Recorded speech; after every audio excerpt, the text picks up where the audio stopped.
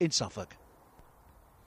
The singer Pete Doherty has been banned from driving and fined £500 by magistrates in Lowestoft. He was not in court, but his lawyer entered a plea of guilty on his behalf. Doherty let his manager Andrew Boyd use his car without insurance. Last month, Boyd was jailed after hitting a pedestrian and leaving him with brain damage. A paramedic from Norfolk has appeared before a disciplinary hearing for pronouncing a motorcyclist dead when he was still alive. The victim was in an accident on the A140 in 2008. He eventually died in hospital. The Health Professions Council has issued a caution to David Dickerson. The police watchdog published so-called report cards today showing how the region's forces are performing. There were mixed results for Essex, Suffolk and Norfolk. Felicity Simper has been looking through the details and joins us now from our Chelmsford newsroom. Well, Susie, the inspectors visited each police force to see how well they're doing, and these are their findings. So let's start with Essex. The police there have done well, the report says. The force places great emphasis on getting police officers out of back office jobs and into the front line. Norfolk have also come off well. It's one of the safest counties to live in the country. The report says that last year, changes to the force's internal structure released significant and impressive savings, which we used to strengthen frontline policing. Suffolk's performance was generally OK. However, the report did say that they're struggling to consistently identify repeat victims of antisocial behaviour when they contact the police for help.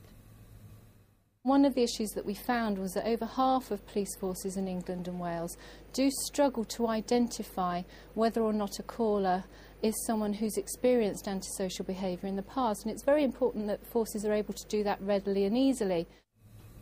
Well, Suffolk Police have responded to that criticism, and they've told us that they've been talking to local residents who have said that they want the tackling of antisocial behaviour to become a priority. They say they're working closely with local councils and other partners to take action.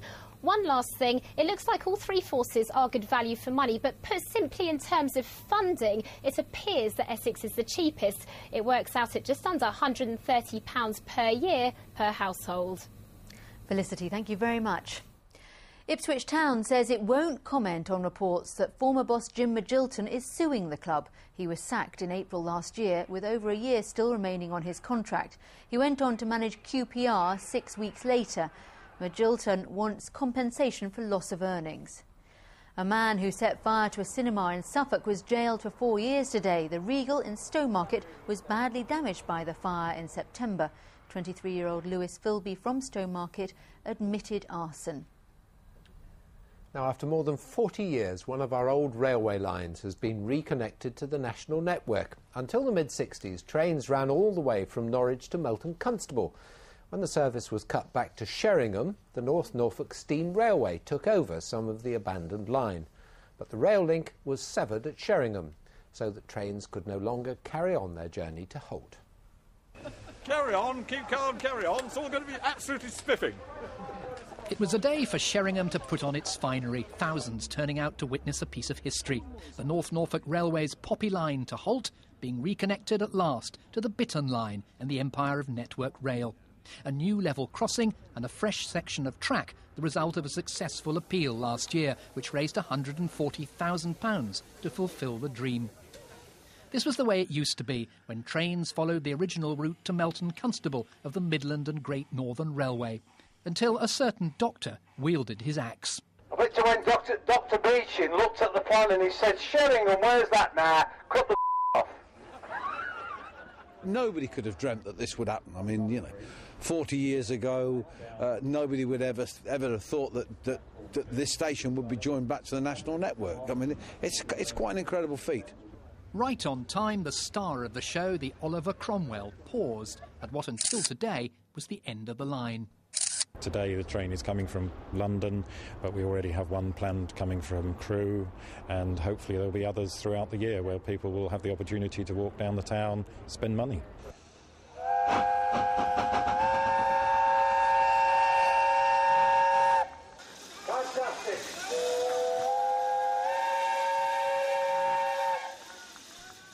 The passengers aboard the special Broadsman charter from King's Cross could hardly believe the reception.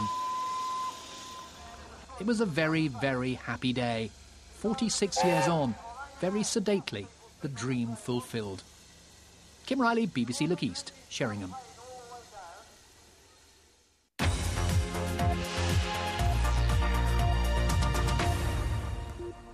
Now today, thousands of children across the country have turned their classrooms into newsrooms and become reporters for the day. It's all part of the BBC News School Report Day.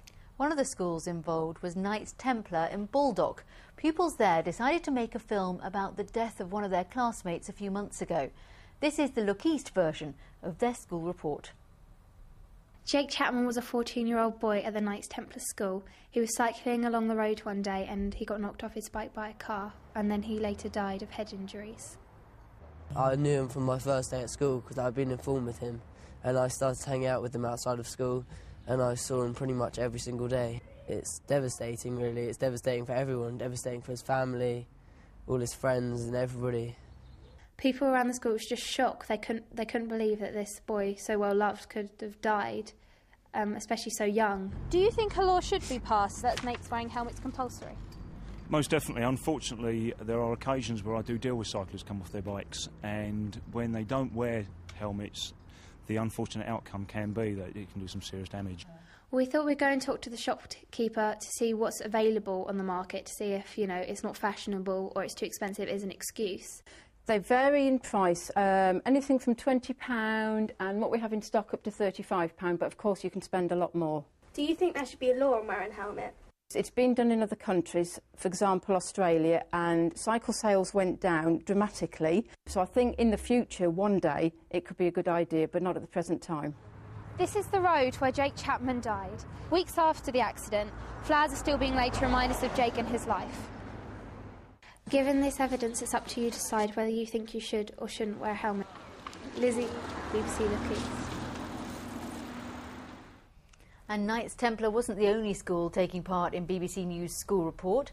Here's a flavour of what some of the others have been doing around the region.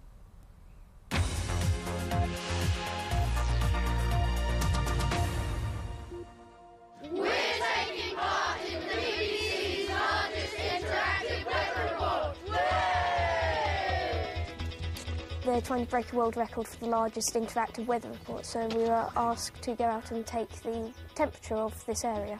It was weird knowing that everyone would just, be doing it at exactly the same time. Today I'm the producer. We're thinking of our own stories, and it's got to be on our website by 4 o'clock. We went to Roller World to interview the staff there because Colchester is the 9th most active town in Britain. Our new wind turbine is the subject of our BBC News School Report. How is the wind turbine supposed to work? Well, the wind will blow, the blades will turn around, that generates some energy. It gets fed down the wire system back to the school, and then from the school into the national grid. We've been doing the Chile earthquake report. We learnt lots of things, and it's exciting to be recorded, presented in the news, and then if that goes out to other people, then people are going to see you do that and might inspire other people to do it as well. Well done to everybody. That's fantastic, isn't it? Now, this week we've been looking forward to the start of the Grand Prix season, which starts this weekend. One of the most successful teams in the history of the sport will be making an emotional return this weekend. It's been 16 years since Lotus last competed, but the famous green and yellow colours